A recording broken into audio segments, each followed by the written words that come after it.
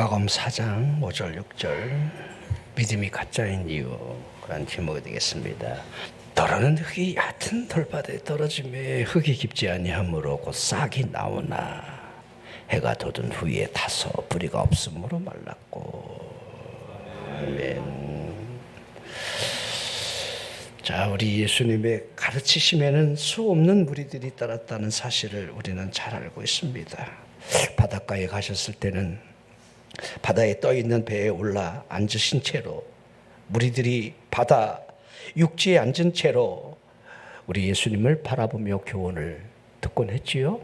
자, 우리 누가복음 5장에 여러분들, 우리 베드로가 여러분들 깊은 곳에 그물을 던지라라고 했던 이 사건도 결코 다르지가 않습니다. 그때 우리 주님이 들으라 하십니다. 들으라. 오늘 우리가 들어야 될 말씀이 아닐까? 들으라.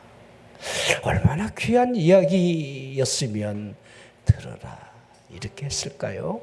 설교자가 여러분을 향해서 어떤 설교를 할까라고 할 때도 이 말이 들려졌으면 좋겠다 하는 그런 의도가 있다고 생각이 되어집니다. 우리 예수님이 아무튼 들으라 하시면서 씨를 뿌리는 자가 씨를 뿌릴 때에 그 씨가 더러는 길가에 떨어지고 흙이 얇은 돌밭에 뿌려지고 가시떨기에 또한 좋은 땅에 떨어진다 이렇게 하셨습니다.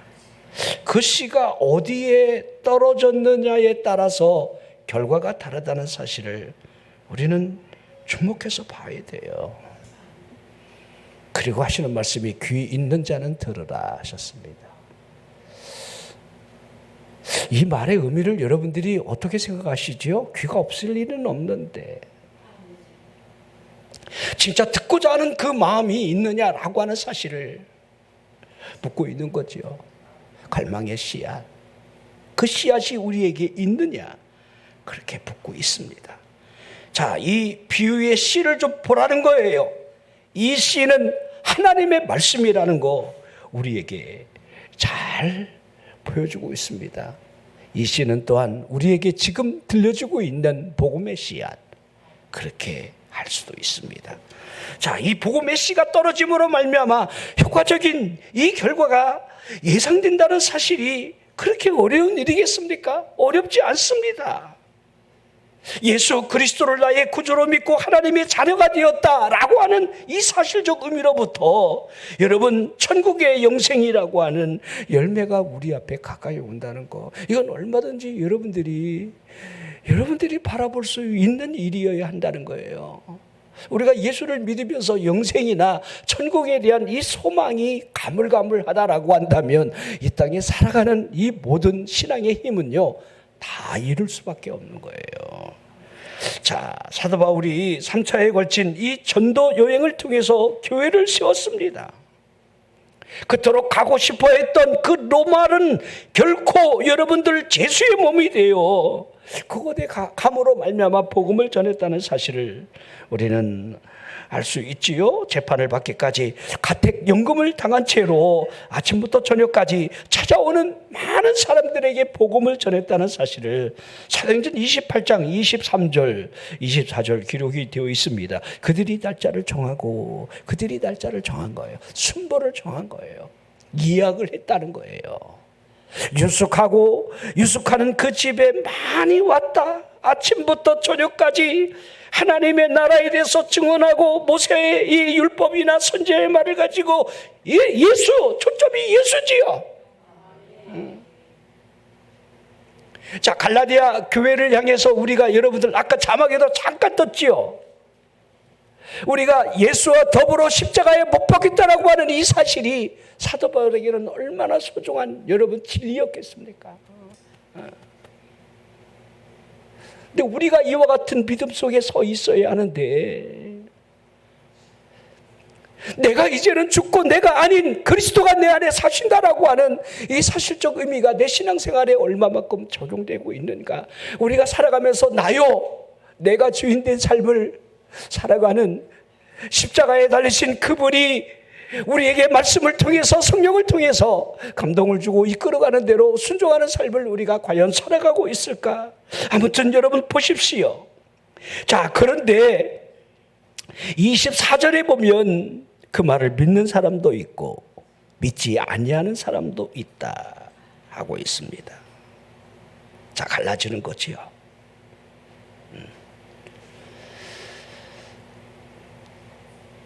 여러분들이 지금 똑같이 예배를 드리고 똑같이 하나님의 말씀을 듣지만은 여러분들도 둘 중에 하나는 분명히 갈라질 겁니다.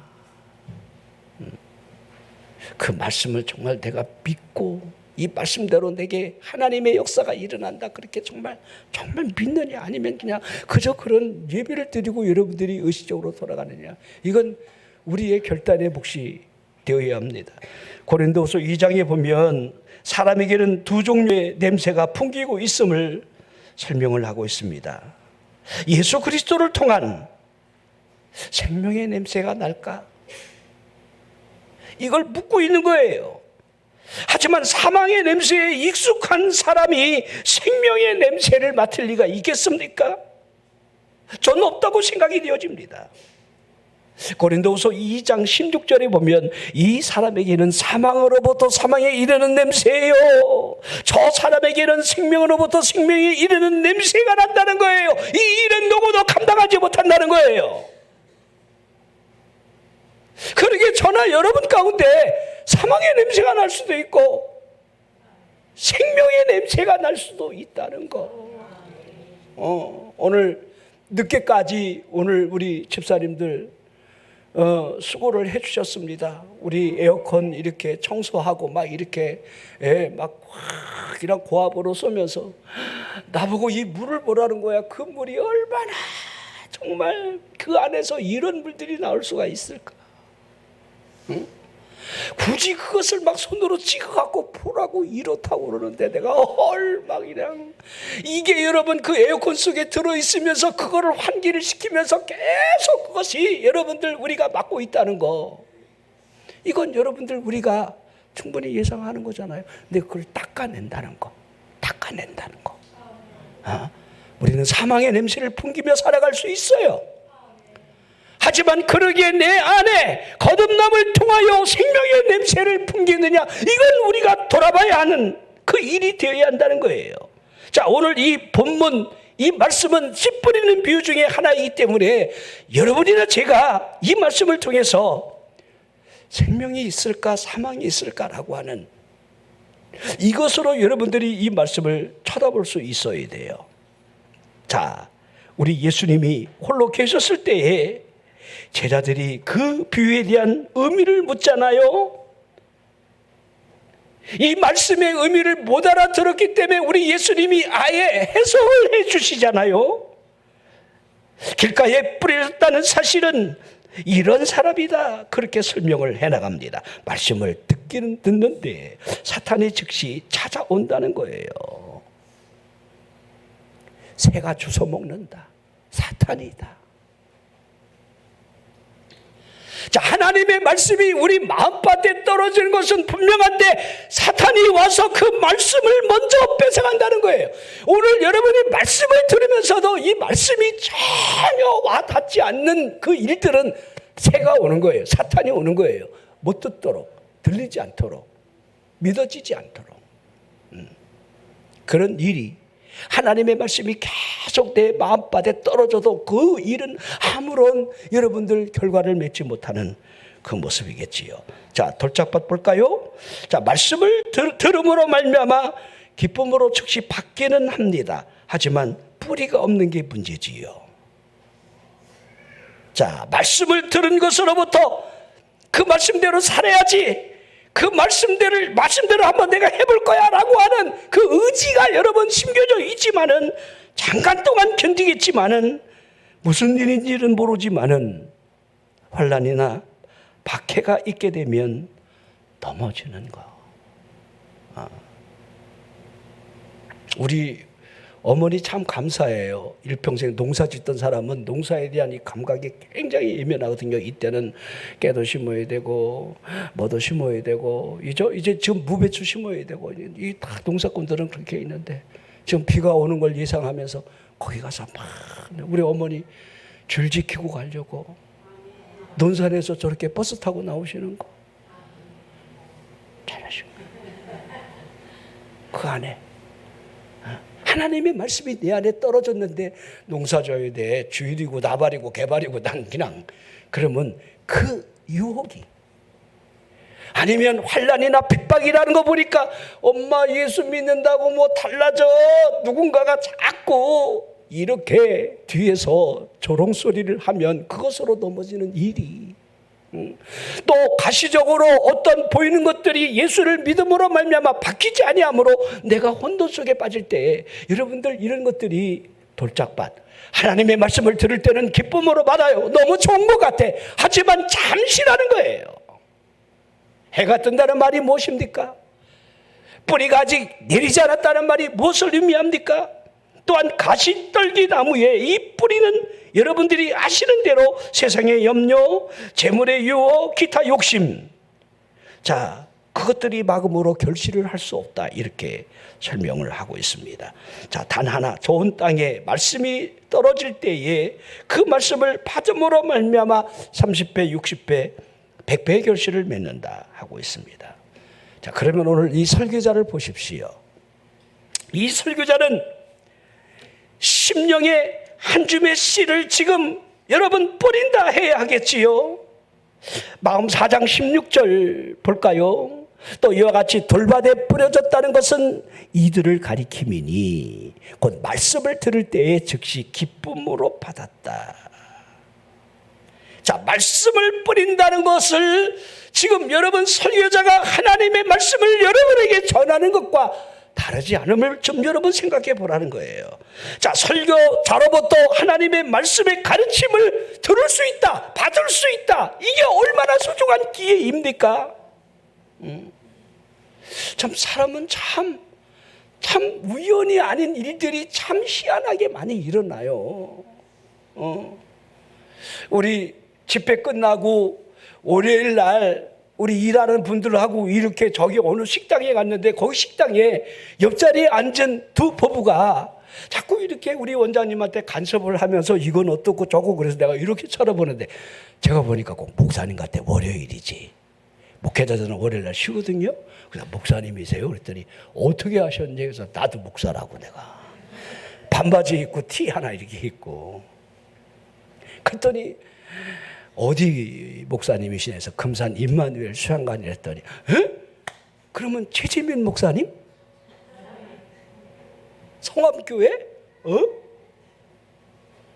자, 우리 그 교회 장로님이 한주호 장로님이 믿음 건축이라고 이제 교회 건축한 그 일들이 우리 이제 재개발을 통해서 이제 그분들이 지금 가설계도 내주고 우리 설계 이 모형들을 지금 그 장로가 하고 있어요. 그 교회 장로가. 근데 우리 목사님이 거기에 가서 그 교회도 탐방하고 이렇게 청주 쪽도 가서 어떻게 지었는가도 보고 이제 탐방을 좀 했어요. 근데 거기 갔다 그 목사님을 만난 거예요. 난 그 목사님이 뭐 유명한지 무명한지 제가 어떻게 알겠습니까? 이죠? 모르지. 더군다나 감리교 목사님인데 모르잖아요. 근데 우리 정인숙 집사님은 알아보더라고. 저 목사님? 저 목사님 같은데. 응? 말씀 샤우팅하는 목사님. 요새 여러분들 뭐 굉장히 그분 간증이 많이 나오고 그분 이야기가 많이 나오더라고요. 하나님의 말씀을 막 선포하는, 하나님의 말씀을 성도들로 하여금 암송하게 하고 하나님의 말씀을 자꾸 외치게 하고 그렇게 하는 목사님이더라고요. 그래서 내가 궁금해서 이렇게 검색을 해봤더니 구독자가 11,000명이야. 헐.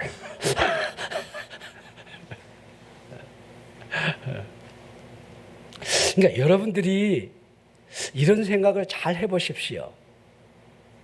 그 목사님은 제자 훈련도 아니고 하나님의 말씀을 계속해서 1권, 2권, 3권, 4권 하나님의 말씀을 성도들 하여금 자꾸 외우게 하고 입으로 2번, 3번 선포하게 하고 그것이 10구절, 15구절 그걸 자꾸 선포하게 함으로 말미암아 심령을 살아나게 하는 거죠. 말씀의 씨앗이 살아나게 할 수 있도록 그런 일들을 하고 있습니다. 그것도 아주 좋은 방법이지요. 근데 우리 교회는 여러분 예배를 통해서 여러분들이 말씀을 통해서 기도를 통해서 여러분들이 영혼의 소생을 한다라고 한다면 그 안에 일어날 하나님의 역사는 더 무궁무진하지 않을까요? 하나님의 말씀이 우리 앞에 이렇게 일어난다. 자, 우리 예수님이 우리 요한복음 5장에 여러분들이 잘 아시는 대로 우리 예수님이 나를 믿는 자, 내 말을 듣는 자, 하나님이 보내신 이를 믿는 자 어떻게 된다는 사실을 이렇게 설명하지 않았습니까? 자, 사도들이 계속해서 증언하는 게 무엇입니까? 믿음은 들으면서 난다. 자꾸 들으면 된다. 자, 우리 이사야 선지자도 보십시오. 이사야 55장 3절에 보면 너희는 귀를 기울이고 내게 나와 들어라. 들어야 산다는 거지요. 들어야. 여러분 하나하나 전부 선지자들이나 지금 여러분 복음을 전하는 모든 복음서가 여러분 들어야 할 것을, 믿음은 들음에서 시작한다는 것을 이렇게 설명을 해 나가고 있습니다. 자, 야고보 사도를 보십시오. 자신을 속이는 자가 누구인지 말씀을 듣기만 하고 말씀을 지키지 아니하는 자다. 야고보 1장 22절 보세요. 너희는 말씀을 행하는 자가 되고 듣기만 하여 자신을 속이는 자가 되지 말라. 자, 돌짝밭에 이 말씀을 좀 한번 보십시오. 말씀을 받았다는 거 아닙니까? 즉시 그 말씀을 기쁨으로 받았다는 거지요. 우리 아이들이 수련회 가서 하나님의 말씀을 들을 때 그 말씀이 얼마나 좋으면 찬양 중에 기뻐하고 그 말씀을 받는 거잖아요. 이죠? 뭐 찬양을 할 때 기뻐하던 말씀을 통해 기뻐하던 그 말씀이 그 예배 중에 내 심령에 기쁨을 준다는 것은 여러분 틀리지 않은 말씀이 될 겁니다. 마가복음 1장 16절 보십시오. 또 이와 같이 자 4장 16절인가요? 마가복음 4장 말씀이니까요. 4장 16절 또 이와 같이 돌밭에 뿌려졌다는 것은 이들을 가리킴이니 말씀을 들을 때에 즉시 기쁨으로 받으나 이렇게 기록이 되어 있습니다. 말씀을 들을 때에 즉시 기쁨으로 받는 것. 자, 이 안에 의심이 있었겠습니까? 저는 그렇게 생각하지 않습니다. 말씀을 기쁨으로 받아요. 여러분들이 돌아갈 때에 은혜 받았던 사람들은 뭐라고 그러죠? 목사님을 쳐다보면서 목사님 좋았어요. 그게 좀 고급스럽게 우리 신앙적으로 은혜 받았어요. 그런 말이 나오죠? 그런 말이 내 입에서 나온다는 것은 그 당시에 좋았다는 거예요. 그 말 전혀 하지 않는 사람은 뭐 그냥 가물가물하겠지요. 우리 아까 우리 집사님하고 밥 먹는데 우리 원장님이 우리 철야 때 설교하면서 얼마나 피곤하셨으면 신앙 고백을 2번이나 합디다. 그래서 내가 근데 다른 사람들은요 2번 했는지 3번 했는지 그냥 우리 원장님이 그렇게 하니까 자연스럽게 그렇게 그러니까 사람마다 생각하는 게 굉장히 다르지요. 그 말씀이 하나님의 주시는 진리의 말씀인지 아니면 사탄이 속삭이는 거짓말인지 전혀 개의치 아니한 받아들임을 그렇게 표현하고 있는 거예요.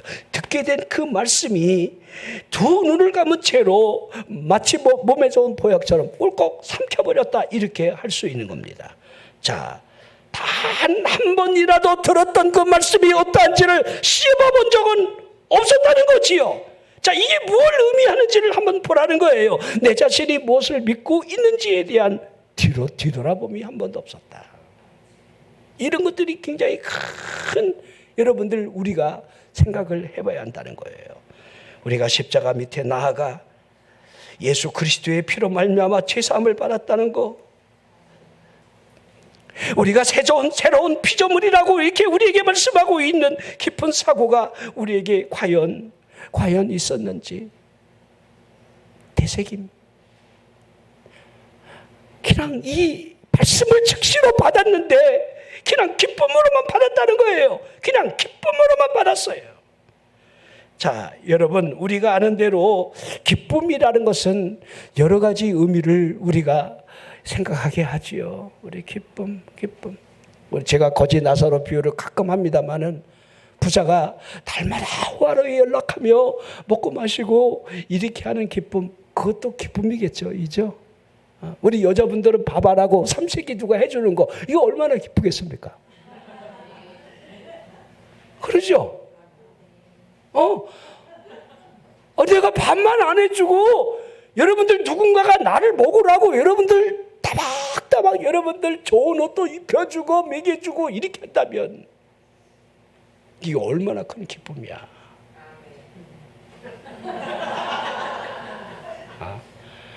근데 우리 집에는 삼식이가 살아.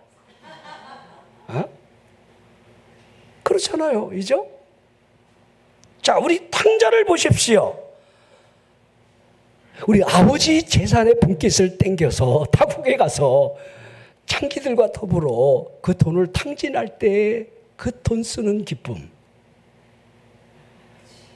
끝내주죠. 다 탕진하기 전까지는. 자, 그러나 얼마나 찰나적입니까? 영원하지 않다는 거. 자, 돌밭에 뿌려졌다는 이 사실을 좀 생각해 보십시오. 돌밭. 하나님의 말씀이 떨어져 돌밭에 떨어져 즉시 그 말씀을 기쁨으로 받았다는 그 모습이 우리가 믿는 제사함의 은혜, 속량의 은혜, 그런 은혜였을까? 그런 기쁨이었을까? 기쁨의 종류가 다르지 않았을까? 이렇게 한번 여러분이 한번 생각해 봤으면 좋겠다는 거예요. 자, 분명한 사실 한 가지가 있습니다. 이 말씀이 생명의 싹을 틔웠다는 것은 틀림없는 일입니다. 우리 설교자가 간혹 속는 일이 있어요. 그 싹이 마치 소망처럼 보여질 때가 있거든요. 싹이 났다는 사실, 말씀을 기쁨으로 받았다는 사실로부터 싹이 났다는 거, 설교자가 여기에 참 속을 때가 많아요. 그 싹이 마치 열매인 것처럼 우리 성도들의 믿음의 싹이 튀어난 것을 보며 싹이 자라서 열매를 맺기까지 먼 미래를 봐야 되는데 이 목사들은요, 싹만 나도 너무 좋아갖고 싹이 났다고, 세례 받았다고, 이제 집사까지 됐다고 막 이렇게 싹이 난 걸 여러분들, 이 목사는 속을 때가 있고 착각할 때가 있습니다. 자, 싹이에요. 열매가 아닙니다. 반짝이는 모든 것이 마치 금인 것처럼 착각하고 있는 것과 다르지 않습니다. 안에서 여러분 부화된 이 평안이가 모두 닭이 되는 건 아니잖아요. 복음을 듣게 되는 사람이 믿음의 싹을 틔우며 자신의 신앙을 고백하는 그 일들이 우리 주변에 얼마든지 볼 수 있습니다. 자, 여기서부터 참으로 여러분들 우리들이 여러 가지를 생각하게 하는 거예요. 여기서부터 이 돌짝밭의 신앙, 여기서부터 우리 아까 영상에서 너희가 환난을 당하나 담대하라, 내가 세상을 이겼노라, 다 이렇게, 그게 타이틀인지 모르지만은 잠깐 보니까 그 말씀이 있더라고요. 우리 거기 모인 청소년들을 향해서 여러분들 뭔가 주고 싶었던 메시지가 아니었을까요? 근데 저는 그 말씀을 들을 때마다 그런 생각을 해요. 우리가 예수 때문에 환난을 당한 적이 있었는가? 그 환난은 마치 세상의 유혹이다, 이렇게 지금 우리는 이해를 해요. 돈의 유혹, 정욕의 유혹, 그렇죠? 세상이 믿음과 여러분들 충돌할 때에 내 가치가 무너지는 수없는 그 유혹들, 그게 여러분 영적인 환난이 아닐까요? 우리 예수님이 담대하라, 담대하라, 내가 세상을 이기었다는, 예수님을 바라보지 아니함으로 우리 믿음이 언제든지 결실이 없다는 사실, 그게 돌짝밭 아닐까요? 돌짝밭. 그 씨앗이 돌짝밭에 떨어진 싹만 나온 전혀 결실을 할 수 없는, 환난이 오면 언제든지 타협하며 넘어질 수밖에 없는 열매 없는 신앙, 이걸 우리에게 보여주고 있지는 않을까요? 자, 우리 욥이 고난을 겪게 되잖아요. 그 소식에 세 친구가 멀리서부터 위로한다고 찾아오게 됩니다. 우리 엘리바스 빌닷 소발이 자신이 마치 참치의 사람인 양 거침없는 교훈을 욥에게 하게 됩니다. 이 위로를 준다는 말이 아닌 마치 욥이 받을 때는 조롱처럼 들리게 되는 그 일들이 욥기 12장 1절 2절 12장 넘어가면 욥이 그렇게 말합니다. 욥이 대답하여 이르되 너희가 참으로 백성이로구나. 너희가 죽으면 지혜도 죽겠구나. 이걸 이렇게 표현합니다. 입만 나불거리고 있다는 거예요.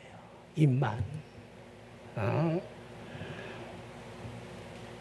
자신들이 알고 있는 하나님에 대한 그 이빠른 소리를 지금 하나님이 지금 뭐라고 있습니까? 너희의 말이 옳지 않다 이렇게 하시는 것이 마지막 장에 보면 우리는 알 수 있습니다. 너희가 우매한 것만큼 하나님이 그대로 갚지는 않는다며 욥에게 용서를 빌라 이렇게 하면서 수소 7, 수장 7을 가지고 욥에게 가서 너희를 위한 번제를 드리라 하시지요. 그리고 욥이 너희를 위해 기도할 때에 내가 기쁘게 받을 것이다. 하나님이 굉장히 화가 나셨어요.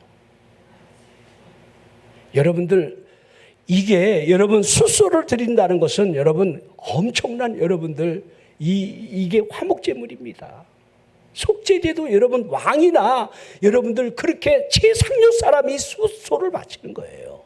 근데 그것도 7마리나. 자, 욥의 세 친구를 보십시오. 하나님이 어쩌고 저쩌고 하나님이 어쩌고 저쩌고 욥아 하나님이 어쩌고 저쩌고 그 말들이 다 옳은 것이 아니었다는 거예요. 지금 우리가 속된 말로 그들은 하나님에 대해 아는 것을 욥에게 우겨댔다는 거예요. 우겨대는 신앙. 근데 우리 간혹 그런 사람이 많아요. 내가 알고 있는 그 진리를 자꾸 우겨대는 사람이 있어요. 그것이 마치 하나님의 뜻인 양, 올바른 해석인 양, 그 방향성이 마치 하나님의 뜻인 양 막 우겨대는 그 일들이 우리에게도 있지는 않을까. 하나님을 아는 것에 대한 착각이 내 안에 얼마나 많이 있을까. 그런 것들을 우리가 생각을 좀 해봐야 한다는 거예요. 뿌리가 없는 이 신앙 잠깐 견딜 수는 있겠지만 그러나 뿌리가 없으므로 마를 수밖에 없는 해가 뜨면 환란이 오면 무너지는 신앙. 전 목사기에 여러분 그런 일들을 너무도 많이 봤습니다. 그건 여러분 목사라고 이해도 아니고 장로라고 이해도 아닙니다. 우리 원장님이 간혹 그런 얘기 하잖아요. 이죠? 예? 겉불만 타면 안 된다. 속불이 타야 된다. 진짜 불이 붙어야 된다. 자, 말씀을 믿는다는 것은 반드시 정한 때가 오면 시련이 있음을 이렇게 보여주고 있는 거지요. 싹을 틔우면 그 다음날 태양도 떠오른다는 사실을 우리는 볼 수 있어야 돼요. 여러분들이 믿음으로 여러분 살아간다는 그 사실은요, 그 다음날부터 태양이 떠올라요. 사탄의 시련이 우리에게 있다는 거예요. 계시록 7장에 보면 하나님 보좌 곁에 서 있는 흰옷 입은 사람들을 이렇게 표현하고 있습니다. 계시록 7장 14절에 보면 내가 말하기를 내 주여 당신이 하시나이다 하니 그가 나에게 이르되 이는 큰 환난에서 나오는 자들인데 큰 환난에서 나오는 자들이 좀 곁에 서 있습니다. 어린 양의 피에 그 옷을 씻어 희게 하고 있는 사람들을 지금 보여주고 있는 거지요. 이들이 신앙생활하며 주님 곁에 서기까지 불로 연단을 얼마나 거쳤겠습니까? 이걸 설명하고 있는 거죠. 자, 우리가 예수를 믿으면 무조건 형통한다 이런 생각을 깨셔야 돼요. 물론 결론적으로 우리가 하나님 앞에 여러분 형통함에 이르는 것은 성경이 여러분 말씀하고 있는 진리가 맞습니다. 우리 야고보 사도가 우리 교훈을 주면서 뭐 어쩌고저쩌고 인사말을 시작하자마자 대번에 2절부터 너희가 여러 가지 시험을 만날 것을 설명하고 있잖아요. 가지가지 시험을 받는다는 거야. 근데 기뻐할 수 있느냐? 기뻐할 수 있느냐? 이 시련이 우리에게 인내를 준다는 사실. 왜 인내가 필요합니까? 그 인내로 말미암아 온전한 신앙을 주기 때문이라 이렇게 설명하고 있습니다. 이걸 거꾸로 생각하면요, 시련을 겪지 않는 그 믿음은 온전한 믿음이 될 수 없음을 그렇게 보여주는. 조그만 일에 그냥 탁탁탁 넘어지는 사람이 있어요. 그럼 그것으로 끝나요. 이걸 이겨내야 되는데.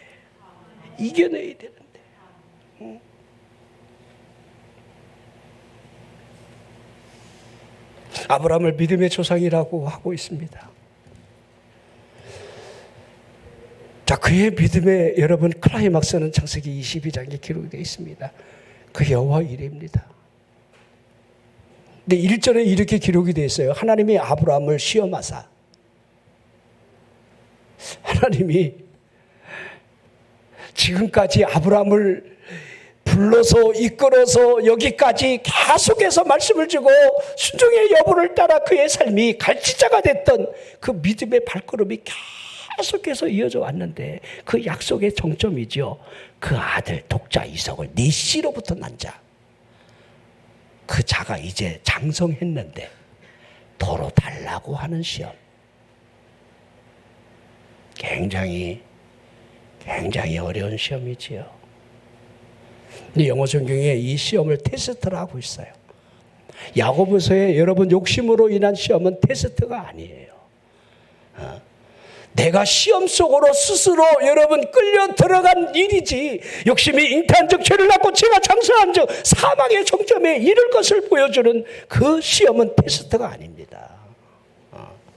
제가 여러분들이 시험을 이길 수 있는 단 하나의 길은 내가 주 안에 있는가, 이것만 물으면 된다고 계속 얘기를 하게 됩니다. 내가 주 안에 있으면, 내가 믿음 안에 있으면 어떠한 일이 있어도 주여 하고 믿습니다 하고 여러분이 무릎을 꿇을 수 있는 그 힘만 있다라고 한다면, 태산을 넘어 홍곡에 가도 빛 가운데로 걸어가면 주께서 나와 함께 하신다. 여러분, 그런 일이 일어나. 주님 안에만 있으면. 근데 문제는요, 주 밖에 있을 때야. 주님 밖에 있을 때 시련이 오고 어려움이 오는데 태산에 들어가서 못 나와. 올라갔다 떨어져. 여러분, 바위가 내 머리통을 치게 돼. 여러분이 물으세요. 내가 엎드려 기도하고 아무리 환난이고 시험이 와도 주님 안에 있기를 막 길을 쓰고 애를 쓴다면, 이 싹시 나도, 여러분 이 싹시 거기에 물을 주고 이렇게 할 수 있는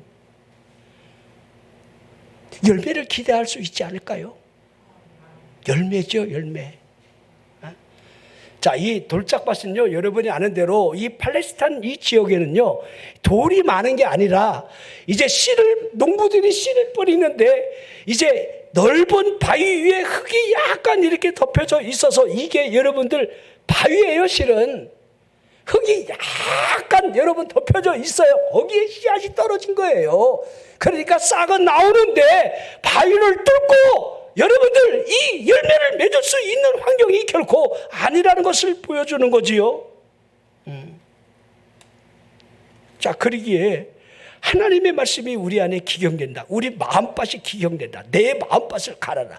이런 것들이 얼마나, 마음밭을 쟁기로 갈다 보면 이 안에 돌이 있으면 그 옆으로 피해서 여러분 씨앗도 던질 수가 있을 텐데, 아니면 그 바위를 깨야 되겠지요.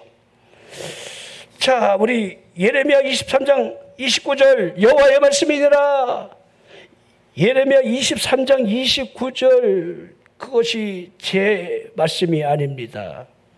예레미야, 레위기가 아니라, 내가 예레미야를 미음을 안 해줬나? 제가 못 읽었나? 이제 여기 미음을 하면 렘이잖아, 이제. 예레미야 23장 29절. 띄우세요. 이거 아닌데?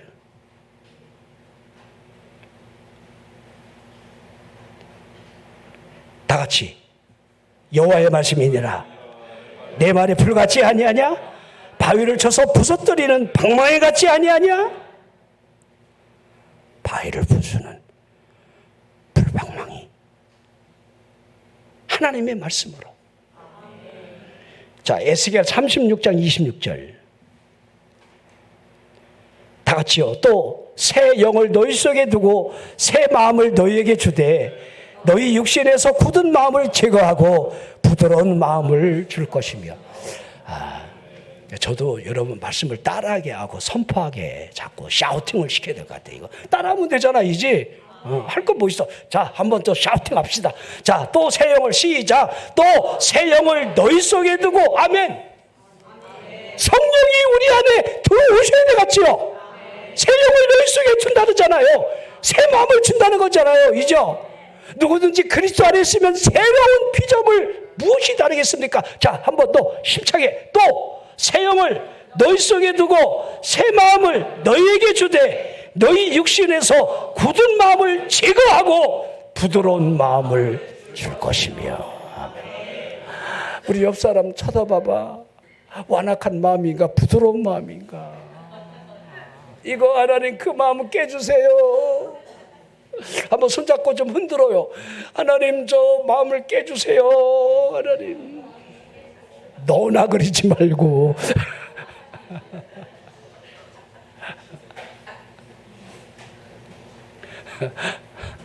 너나 그랬지 또. 자, 우리 마음이 부드러운 마음이 됐으면 좋겠습니다. 하나님의 영에 의해서. 제가 농사를 짓다 보니까 농사꾼 유튜버들이 이렇게 하잖아요, 이죠? 잡초를 어떻게 제거하고 막. 그러니까 옥토가 되면 거기에 좋은 결실을 해요. 근데 어떤 사람 보니까요, 그 밭에서 살더구만. 그러니까 그 밭에 앉아갖고요, 아예 흙을 주물럭거리고 있어. 그러니까 씨앗이 거기서 날 수가 없어. 에? 아니, 두둑에다가 뭘 심었는데 비늘 칠 것도 없어. 그 사람은 손이 비늘이야. 비늘로 부드러운 걸 흙을 다 일일이 여러 번 그 밭을 일구고 있는데 우리 어머니 마치 그렇게 할 것 같아갖고 내가 그런 성격 있는 사람들이 있거든요. 우리 원장님도 농사 졌으면 그런 스타일이에요. 그 밭에 앉아갖고 막.